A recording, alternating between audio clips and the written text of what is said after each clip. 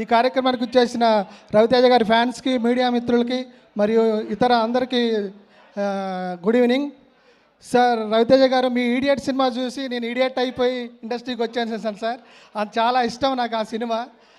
మీకు బెంగాల్ టైగర్ నుంచి నేను ప్రయత్నిస్తున్నా సార్. ఈ సినిమా మా జాతరలో రాశాను, తర్వాత ఈ సినిమాలో రాశాను. ఇందులో బెల్లా బెల్లా అనే సాంగ్ రాశాను సార్. ఈ సాంగ్ రాయటానికి ప్రధాన కారణమైన భీమ్స్ గారికి, కిషోర్ గారికి, అలాగే మా సుధాకర్ చెరుకూరు గారికి ప్రత్యేక ధన్యవాదాలు తెలియజేసుకుంటున్నాను.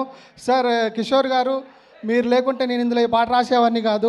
ట్యూన్ మారినా ఏది మారినా కానీ నువ్వైతే మారట్లేదు, ఖచ్చితంగా నువ్వే రాస్తున్నావు అని చెప్పి నాతో ఈ పాట రాయించారు సార్. చాలా ధన్యవాదాలు.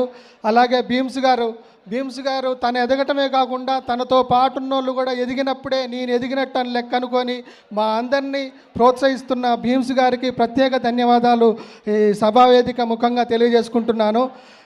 ఈ చిత్రంలో అలాగే నాకు చాలా సంక్రాంతులు వచ్చాయి ఇప్పటివరకు నా లైఫ్లో.